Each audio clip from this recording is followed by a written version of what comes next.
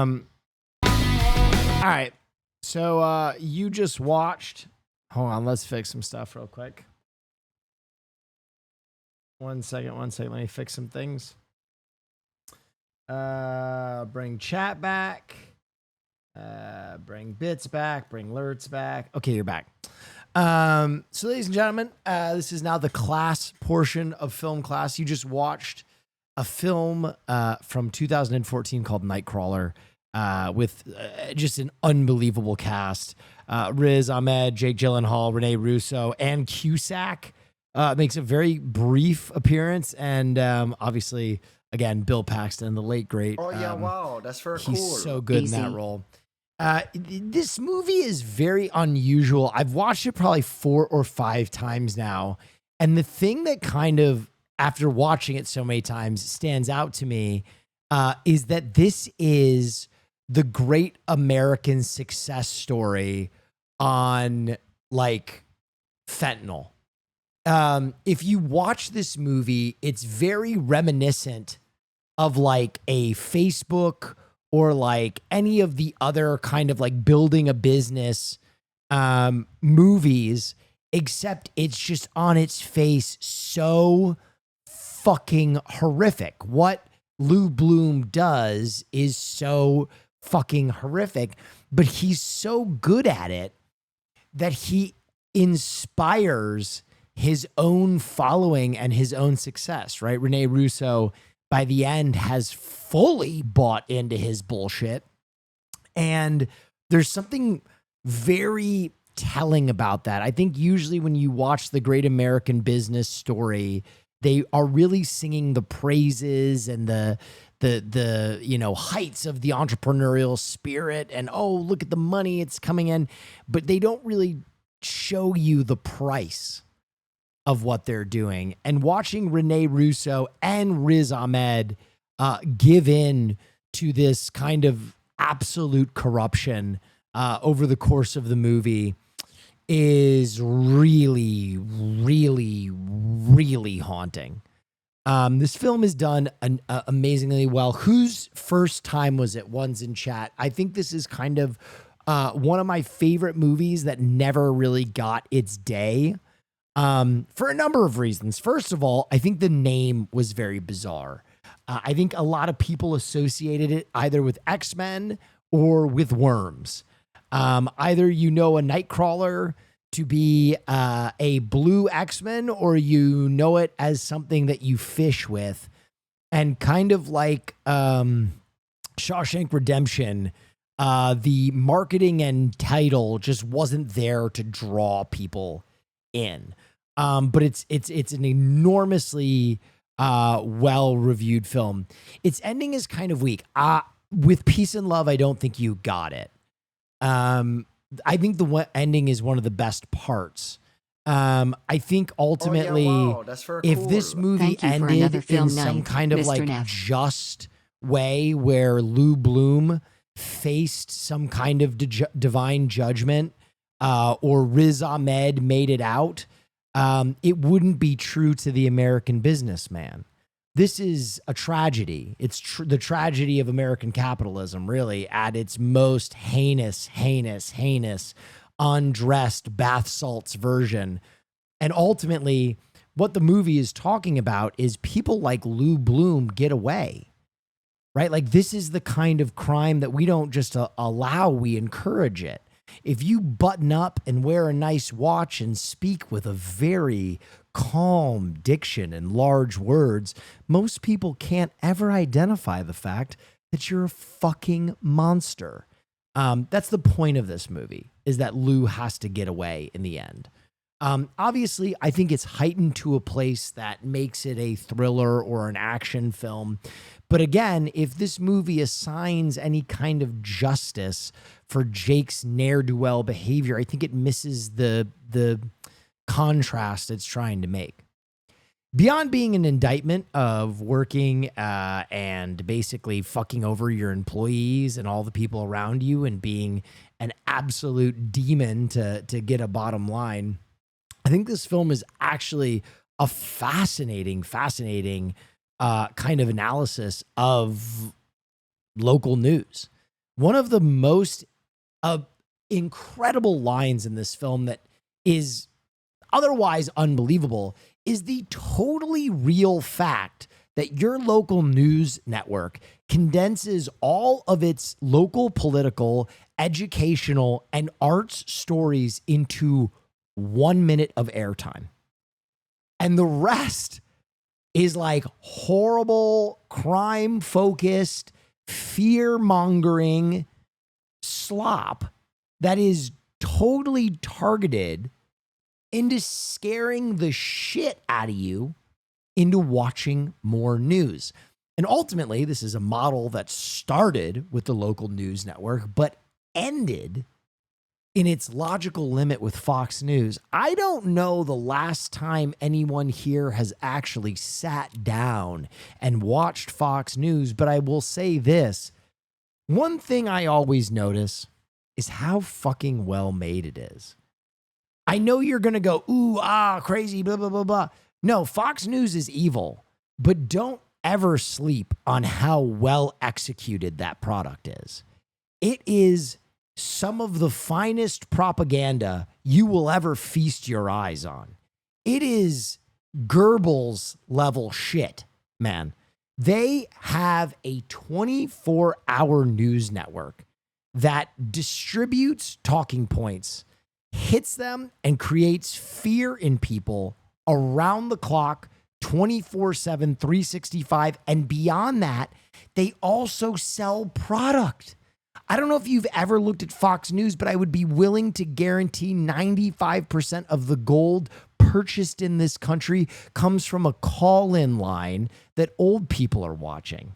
The reason that MyPillow is a billion-dollar business is because they buy into the same propaganda hook that is Fox News.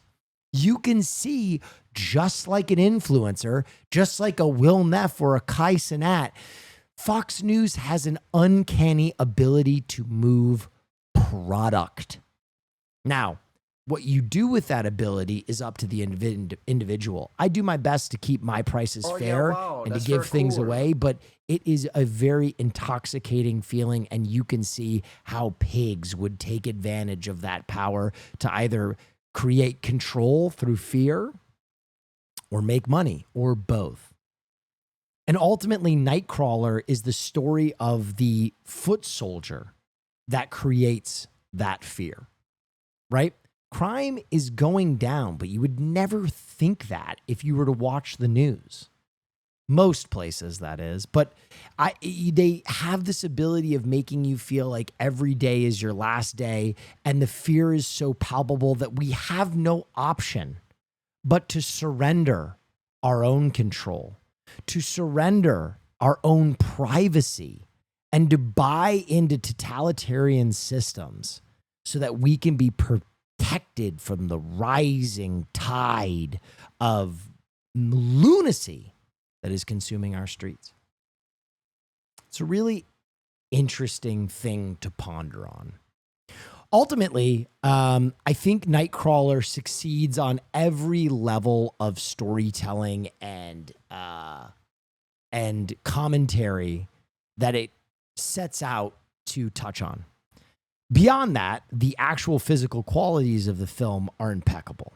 First of all, Jake Gyllenhaal, it's his best role. I'm going to say it. It's not his best movie. There are some other movies from Jake that are, but the performance of Jake Gyllenhaal in this movie is so phenomenal. I can barely fucking breathe.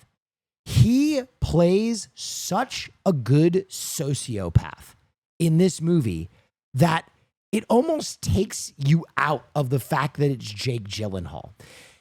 How can the behavior of a man be so repugnant that you find Jake Gyllenhaal unattractive? Right? Jake Gyllenhaal is hitting on Rene Russo, and usually when there's good-looking man on screen, you're like, choke me, daddy, do it to me. I know you do this because I've watched over 200 movies with you fucking freaks, and every time there's a hot murderer, it's like, Ralph Fiennes put a fist in my ass. It's like, Ralph Fiennes? What the fuck? You do it.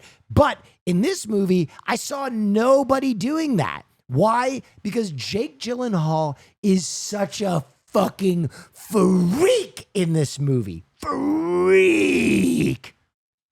When he's like, and you're going to do the things that I ask you to do in your apartment. Projectile vomit. Also, he's so fucking repugnant that even when the relationship becomes consensual between Jake Gyllenhaal and Rene Russo, it's like, no, dude, no, please don't do this. Horribly yucky.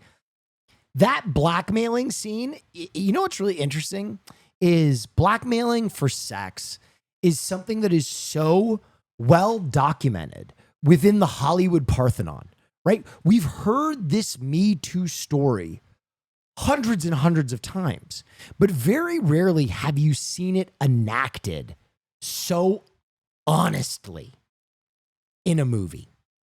The coercion in that scene is so on its face and horrific when she just goes, we're not talking about this. And then he goes, well, you can leave, and starts eating again. Oh my God. So transactional, so callous, brutal. As far as the actual framing of this movie, I pointed out a few of the really brilliant moments in terms of framing and filming. This film's color palette is so washed out and beautiful and blue.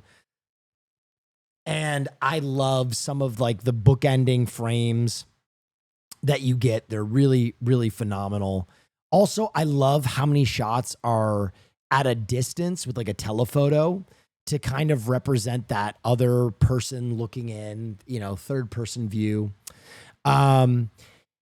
Yeah, what else? Soundtrack is phenomenal. The sound in this movie is very immersive. If you go back and watch this movie again with your eyes closed, the sound design is just fucking great. Really, really strong. Yeah, I mean, what else can I say about Nightcrawler? There are a few little nods that are impeccable. The watch he steals in the beginning, and then him having another watch at the end. Oh, thank you so much, Soul Boot. The first piece of advice he gives Riz Ahmed is to buckle his seatbelt. Less than 3 movie night. Thank you so much. And that kind of like, maybe you can learn something on the job. Yeah, the other thing that's really great that I don't know if you noticed. Oh yeah, wow. That this that's very film does, cool. as well as any other film, is kind of the blindness of the rich. I don't know if many of you have been around like old money people, but they do seem so helpless when it comes to people just white collar criming them. And kind of this idea that both Riz Ahmed and the foreman from the beginning immediately card Jake Gyllenhaal for what he is. They are immediately like, this guy's a fucking psychopath. But all the newscasters are like, hey, he remembered I wear a gold tie on Friday. What a nice guy. You know what I mean? That is really, really deep stuff. Anyway, that's the little diatribe I give at the end of film night. This is the diatribe for Nightcrawler. I really love this movie. I'm glad I could show some of you guys this film and re-show it to other ones of you. Does anybody have any questions? This is now the Socratic part of movie night where you get to ask questions and I do my best to give a meaningful answer. How does it relate to X-Men? Is it the colors? Oh, okay. Can we gay?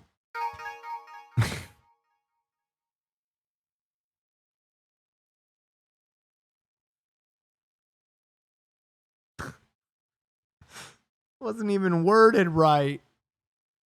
Not even proper English. I'm a stud. I'm ballsy. I don't take no shit from anyone. Yeah. Hey Will, off topic, did you get a chance to talk about Will Smith's bounce back? No, because I don't think it happened.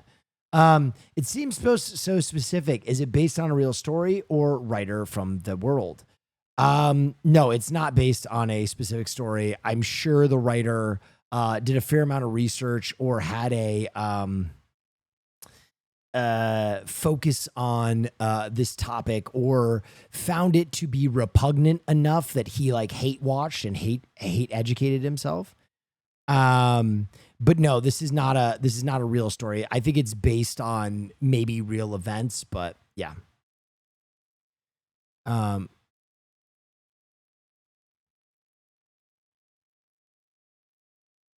Holy shit, so many highlights. Any Wong Kai-wai and future film nights. Yeah, Great Wong Kai-wai is my favorite. Love the line, I and then can, helper gets a raise. At least I can feel good about it now. Absolutely disgusting stuff. Yeah. He kills the guard in the beginning, right? I don't know if he kills him, but he definitely beats the shit out of him. Someone said it was the director's first movie as he made any other films in the next 10 years. Wow, that's very Dan cool. Gilroy. The mirror scene was fucking incredible. He made another movie. Do you interpret it as sheer rage, or was he angry at himself? 1 second.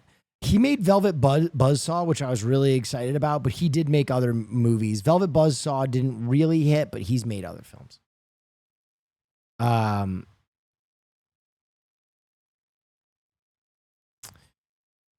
We definitely cut those breaks lines on Paxton, right? I think it's heavily insinuated that he might have.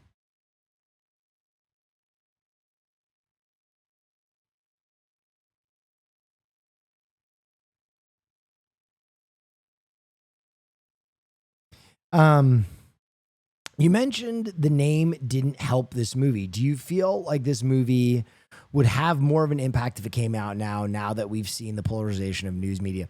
I got to be so honest with you. A good film, a successful film does not make, if that makes any sense. Being a good movie does not guarantee that your film will be successful. Some of the best films in history have been flops. Same thing with television programs. Ultimately, marketing is a totally separate beast than how a film is received. Now, there are some projects that had word of mouth success. I'm a stud. I'm ballsy. Like I don't take no shit from My anyone. Big Fat Greek Better Wedding. internship opportunity, video production news or BuzzFeed?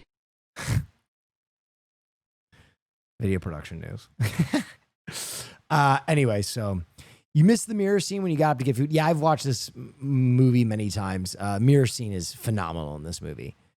Lou was a predator of sexual violence by coercing Nina. What was the importance to his character? Wouldn't Lou have been just as repulsive without perpetuating sexual violence? I don't know. It feels like something more to flesh out. Yeah, some people have an aversion to sexual violence in films, period. I disagree. I think ultimately, beyond it being triggering, which it is, I definitely surrender that. It is a fantastic piece of character development. Particularly, I think it makes you kind of cringe cry, even more so at the end, that Nina kind of like not only acquiesces to his wishes, but eventually falls for him. I think that is meant to show kind of the evolution of a power dynamic and how sometimes women that are the victims of that kind of coercion can kind of buy into it. I think it also goes to show that Nina is just as soulless and horrible as he is, that she eventually like is attracted to that kind of destructive sexual violence bravado that like some men still lionize and idolize to this point. But I understand, like, it makes the film less approachable. However, not every project can be approachable. I think when you're telling this story right from the beginning, if you were to make a more approachable version, it would feel neutered. Like the point of this movie is to shock the audience into realizing that something that they think is so mundane is actually so predatory and horrible, right? Like when in your life have you thought about often or analyzed that like daytime and morning news is actually a predatory, fear-mongering control device used to make money? Hang on, I think there's like a 1 second.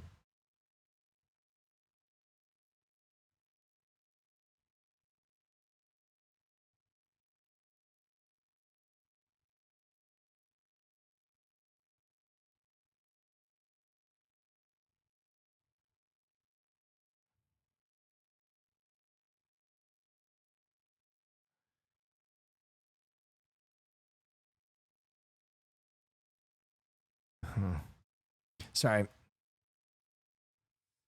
Doesn't Jake look like Norm Macdonald? God damn it. How long do you think it took Jake to get into his Nightcrawler makeup? Maybe several hours. Could be.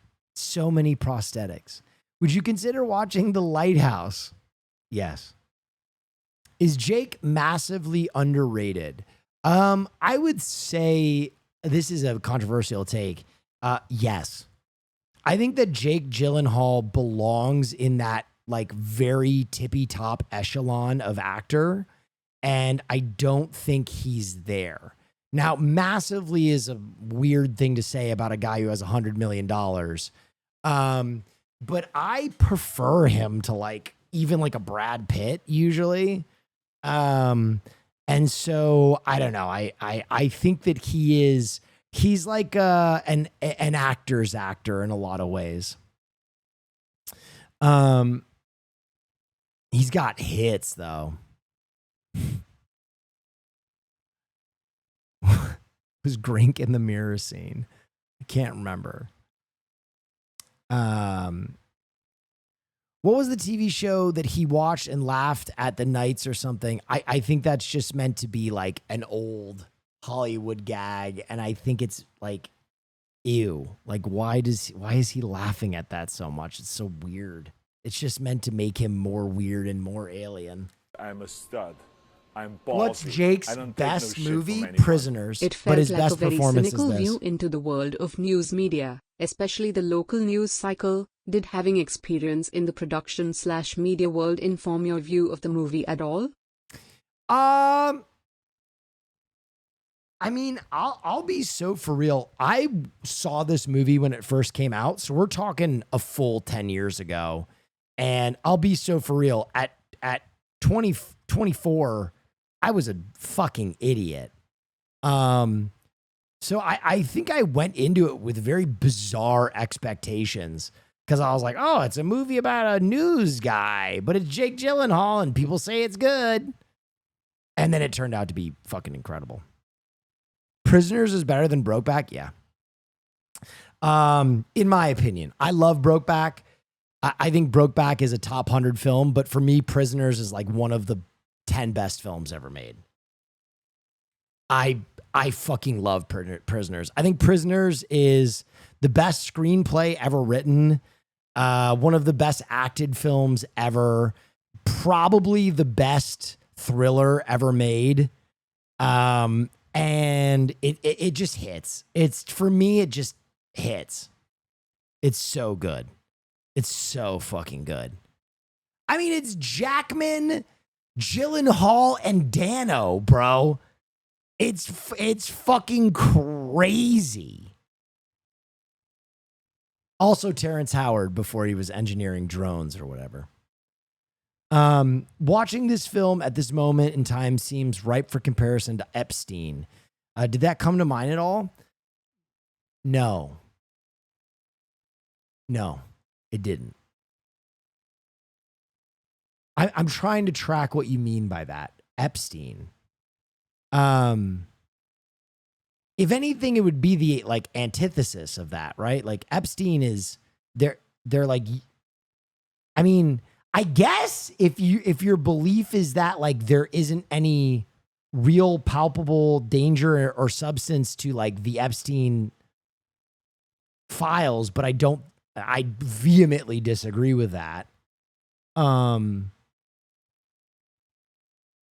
I don't know. Because it reminds me of Fox News, and right now Fox News is using its like propaganda arm to try and convince people like there is no story here, which is kind of like the antithesis of a movie about drumming up fear about super violent. I don't know. So both sociopaths. That tracks. Oh, Would you yeah, compare wow, that's very cool. Nightcrawler and Speaking There of Will Dano, Be have you seen Blood? Taking Lives? I've always liked it and no one's Yeah, seen Taking it. Lives is great. Taking Lives is very good. Would I compare?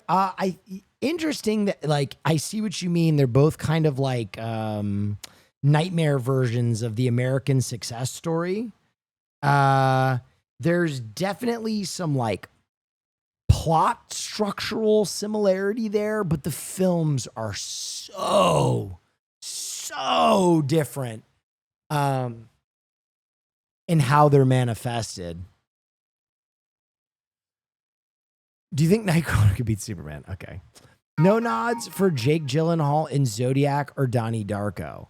I didn't say that. I think I'm ballsy. I don't take no shit from anyone. Eddie Redmayne won Best Actor for Theory of Everything that year, and I really enjoyed both Jake and Eddie's performances. But now looking back at it, do you think Eddie's performance is better? No. Theory of Everything is okay. It's kind of like tears bait to me.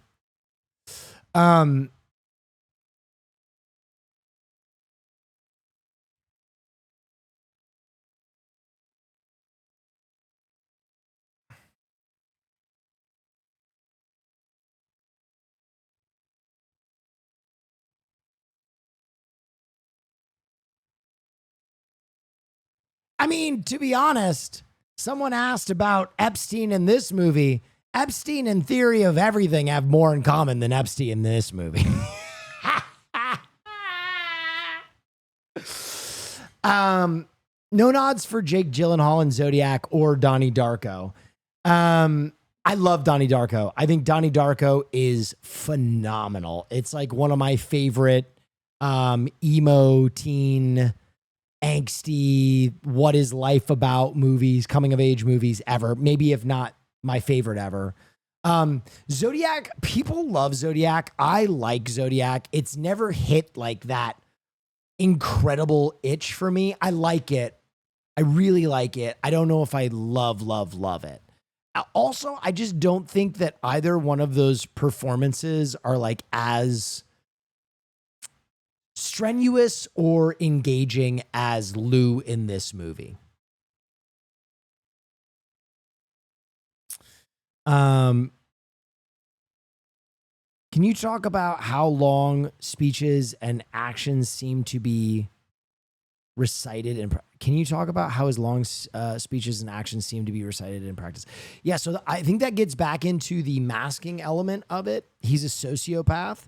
And I think that was probably borrowed from American Psycho. There is kind of this very constant current in American Psycho where Patrick Bateman tries to appear relatable by basically memorizing reviews of restaurants and albums so that he can regurgitate them to people. It's like Whitney Houston's self-titled Whitney Houston is a triumph. And they definitely have some of that with Lou, particularly like when he's like, the LA Post says it's an authentic taste of Mexico City.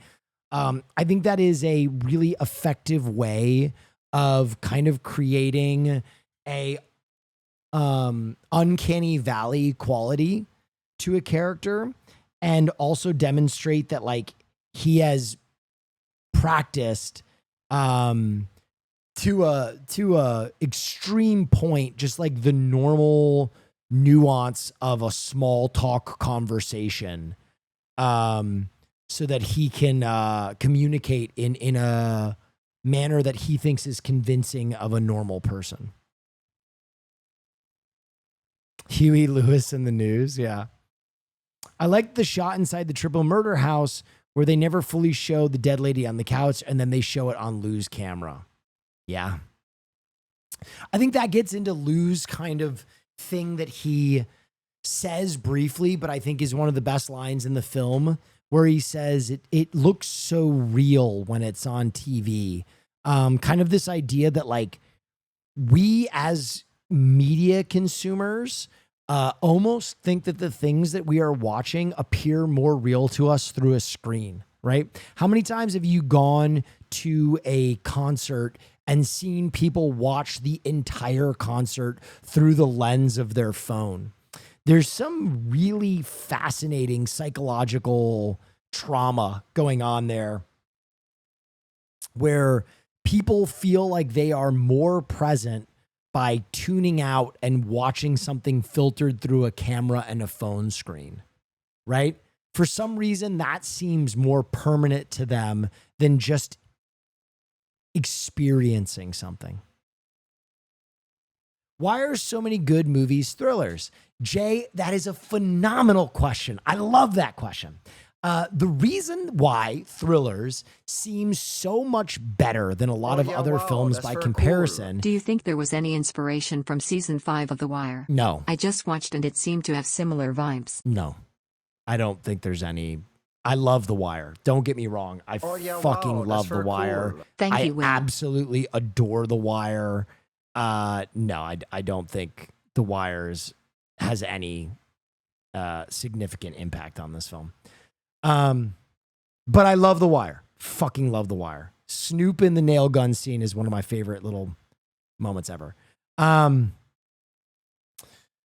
Okay, thrillers. I think thrillers, there are so many good thrillers because thrillers are more engaging than other films, right? In the same way that you typically will not passively watch a horror movie, you also passively will not watch a thriller. What do I mean by that? Comedies, love movies, like easygoing films, character pieces. A lot of times, particularly with young audiences, you're going to tune the fuck out. You're going to start doing something else. You're going to look at your phone. You're going to look at the other TV. You're going to grab a snack. You're going to answer a text message. That is human nature, right? Because you're just kind of like, especially in this day and age. But with a thriller or a horror, because you have that kind of dopamine, adrenaline tie-in, you are engaged. And so you really, really go on that journey. I know some people who are just like, they can only watch thrillers, right? They wait for thrillers in theaters. And I think it does have to do with kind of that inherent hook to your ADHD. You kind of create your own reception of what you are taking in. That is very true. That is very true. Ultimately, I think when you're really anticipating a film, the best thing you can do is watch it in the movie theater, don't watch the trailers, and go in with low expectations. Theory: Lou found a living baby in the crib, but thought the scene would be better with added anticipation of an empty crib.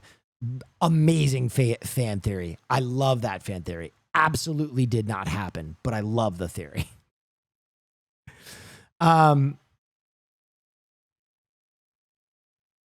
There's no baby in the crib because it's not a family. It's a drug deal house. That's why there's no baby in the crib, right? They explain that later on, that this wasn't a breaking and entering of a family. This was a drug dealer's house. That's why there are 3 adults. There, Rick. You need to show initiative. It's not a mother and a father and then some wacky uncle. It's 3 drug dealers or associated with the drug dealers living in a home. Oh, you're welcome. It's absolutely my pleasure. But I love the fan theory too. It's a good fan theory. Why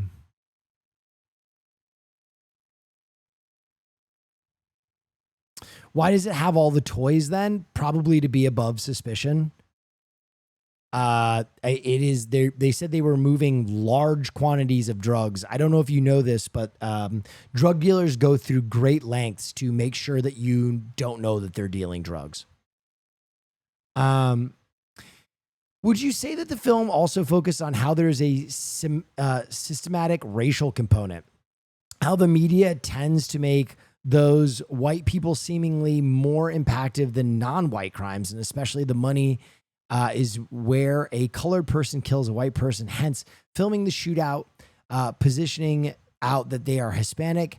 I would be surprised if the film wasn't all there, since the movie especially is currently times, but would it be considered woke? Let me tell you something. Yes, you're right on it. 100%. 100%. And the problem is, the one thing you missed is this. Oh yeah, wow, that's very cool. The Who would you news have casted as Luke, not doesn't Gyllenhaal? make it Personally, out. I can see Bella Ramsey in the role. What? Jesus Christ.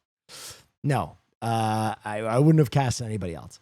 The one thing you missed is you said that the media tends to make those against white people seemingly more impactful than non-white crimes. The answer is that the people that are making those out to be more impactful are the viewership. And that is even more insidious, right? The fact that these people who are consuming daytime news, who are probably older white people, inherently create a hierarchy, and crimes against white people, particularly young white women, are the most aghast to them. You know what I mean? Oh yeah, wow, They that's very cool. literally Neff are basically doing hierarchy racism, where they're like, oh, it was crime in Compton, that's so normal. But a missing white woman, you know what I mean? Jesus Christ, ring the bells. And that's something that is very scary, but also a really indicative thing of like how deep the issue of racism goes in this country, where it's not always explicit, the racism that is happening. But also, yeah, you have this media machine that is feeding these inherent horrible ideas, hierarchies, all of these things, and feeding this expectation or self-fulfilling prophecy that the white race is under attack. I literally do not understand English. Well, it's going to make film class very difficult. Thank you for watching anyway. Do you think Lou eventually meets Professor X? God damn it.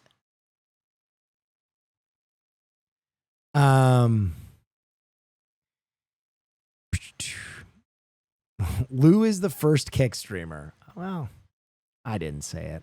Obviously, the director chose not to show the sex scenes or whatever happened in the apartment.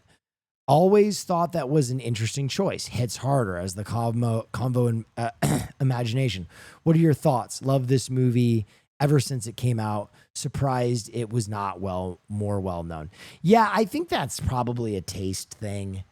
I think even this director didn't want to show any kind of like aggressive sexual leveraging that Lou is doing. But also, I mean, if you want the other take from a director's standpoint, this film is locked to Lou's creation of total media news or whatever he calls it. And that is a extracurricular or side story. And so we are totally locked in the story of the creation of this business. And there's not one scene outside of that, right? We don't ever see Lou do anything outside of just serving his news network. For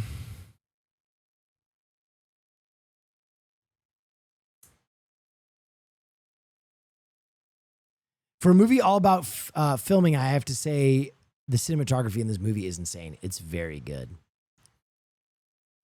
Do you know how Jake prepared for this role? I don't. That'd be a good thing to look up. Tell me if you can find it.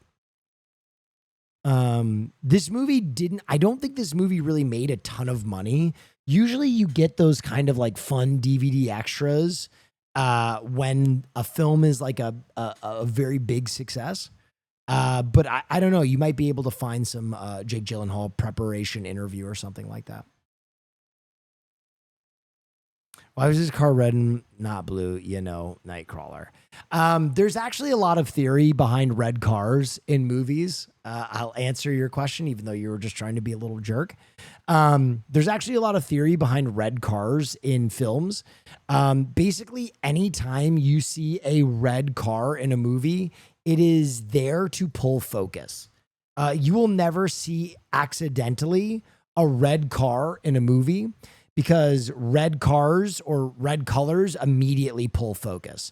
So a lot of times in films, you'll see a main character or a plot element of the story in a red car so that it immediately pulls the viewer's focus.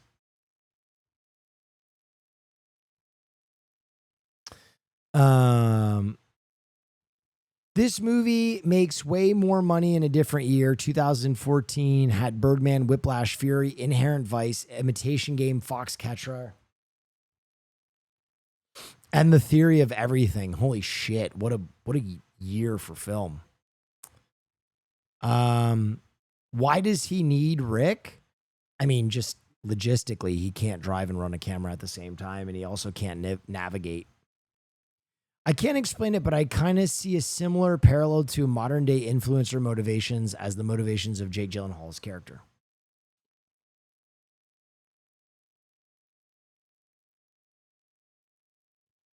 Yeah. Fuck yeah. Yes. Yes. Content brain. Uh-huh. Yes. Infringing the civil rights and comfort of all the people around you to make content? Gee whiz.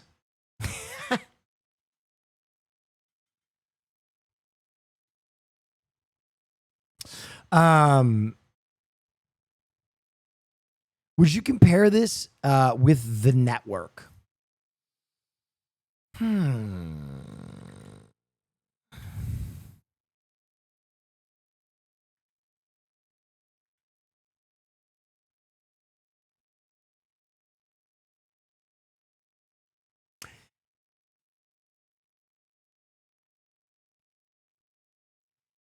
In a way, if you really want to stretch, they are both, in a way, procedural pieces about the interworkings of a news network. That's very cool. Yeet. So they have that in common, right? But what they don't have in common is anything about the thematic or commentary elements of the film. Nightcrawler is about an evil piece of shit and the way he makes money. The Network is about a news anchor who, while losing his mind, finds God and tries to shake people from the waking dream that they're experiencing every day to get them to snap out of control and to return to the core purpose and true intent of news in its first place, which is kind of the watchdog function of media, to protect us against capital or policy or whatever else we can be protected through unabashed and unfiltered knowledge. You talked about sound design in this movie is great. Would you say that the visuals or the sound design is more important in a film? Interestingly enough, in 2025, it's kind of a toss-up. For internet content, it's 100% sound. There is something very tactile about sound that particularly people with neurodivergence cannot tolerate the lack of. Bad sound will cause people to turn something off. Bad visuals, for some reason, I think it's because we all grew up with seldom little internet. And so we watched a lot of videos buffered and pixelated, and we still do to this day. Anytime we move beyond a Wi-Fi signal, we're so preconditioned to watching pixelated footage that we almost don't mind it. Now, there are exceptions to that rule. Nolan, probably the most beloved director of our time, is the king of having fantastic visuals and dog shit sound.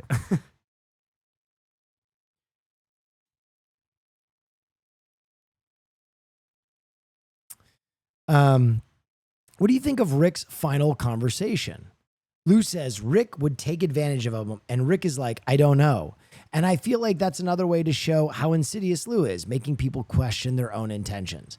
I think that is part of it. Obviously, from Lou's side, I think it is to show how just terribly Machiavellian he is, that he is justifying the death of his coworker and friend as he is expiring from a gunshot because he's worried that he would be leveraged into losing money. I think from Rick's perspective, he's got multiple gunshot wounds in his stomach and has no fucking idea what's being said or what's happening. I think he's doing his best to wrap his fleeting coil around the fucking crushing reality that he's bleeding out to a gunshot wound. The wildest scene was Loader was on the stretcher, perceivably paralyzed, and Lou looked down, recording him almost snatching away his humanity. Yeah, that's a dark one. Do you think a sequel or continuation of the story centering around the police trying to catch Lou would take away from the ending of this film? Absolutely yes. Absolutely yes.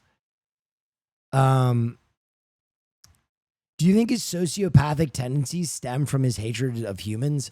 I think it's the other way around. I think sociopaths always feel at odds with humanity, and when you are without a sense of empathy, you're a predator, for lack of a better word.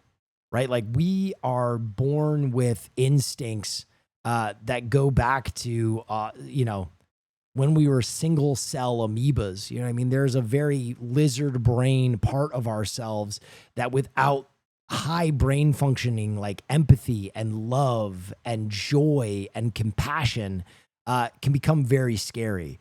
You get eyes like a doll, a shark's eyes. You know what I mean? Like, that's when you become a predator. What are your other best Black Mirror movies like this that are dark reflections of society, are really persistent about really prescient about our present or near future? Brazil. Brazil is a fucking great one. That like traumatized me.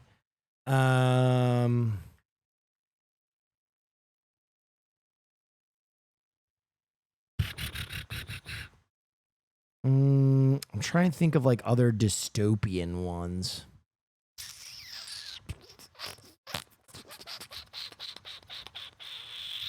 Ex Machina is a good one. Gone Girl, if you love thrillers, that one is delicious.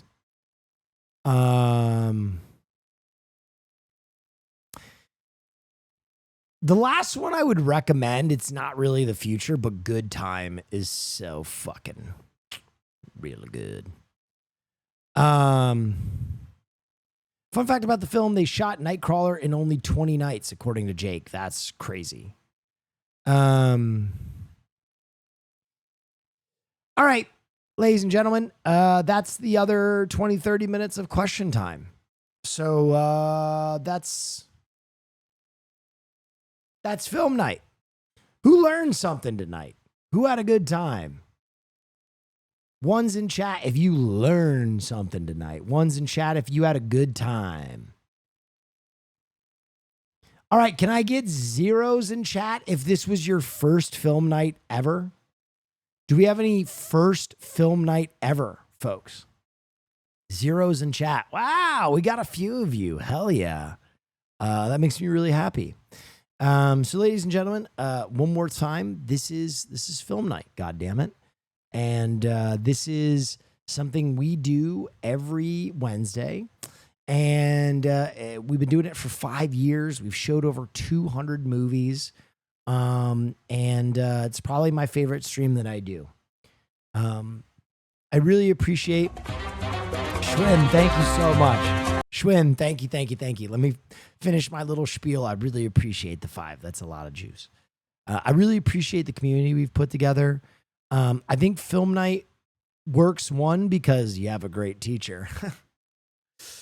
But more importantly, too, because we have such a large community of people that love film, and you guys come together and you share your passion, and it makes me feel, invigorated to talk in depth about film and about something I care so deeply about, and to have watched something grow kind of like a tiny flame from 14 people to the 7,000 people that we had watch Nightcrawler tonight. We do this every single Wednesday. I'm going to keep bumping the time up on Wednesdays until we start at 8. I've heard you. I see you. VOD, there will be no VOD of Film Night ever. I don't ever want to create an illegal copy of these films. So I've heard you. I've seen you. Film Night will continue bumping up in time until it's 8 p.m. West Coast time, which I don't think will be too late for East Coast. Anyway, I really appreciate you guys showing up in force every week. It warms my heart. If this is your first stream in general, come to some of our other streams. We got News Night on Monday, which is basically a dumb news show. We're gonna start doing music nights on the weekend, and the rest of the streams we just vibe and have a good time. Does the film class portion get uploaded on YouTube? No, it doesn't. Unless someone does it. I think that ultimately a film class should be something you're there for. Again, I don't do this to make money. I purposefully make this a anti-money making prospect so that we can just be present and have a good time. I think basically there's too much of the internet that's been monetized and drawn out, and ultimately this is something that will never be that. It's just going to be something that we show up and use to enrich ourselves. All right. Ladies and gentlemen, boys and fucking girls. Ladies and gentlemen, boys and fucking girls. I'm going to send you over to Gimmick and Lemon over at Hey You Video Game Durf. The last minute 10 banger. Thank you so much. Are you planning on playing Peak with Caroline and Sam anytime soon? And Hoss, yes, I want to play with them again. There's so many things we need to do. Guys, we have Backyard Baseball this weekend. I'm also going to be going to the Warped Tour. I think they're going to let me stream from there. I don't know. Anyway, I appreciate you all so much. Stay dangerous. Have a wonderful evening. Please give Hey You Video Game the same love and respect that you would give me. I will see you tomorrow. Same bat time, same bat place. I'll give you an update about the spider. Have a wonderful evening, everybody. Thanks for showing up, and good night.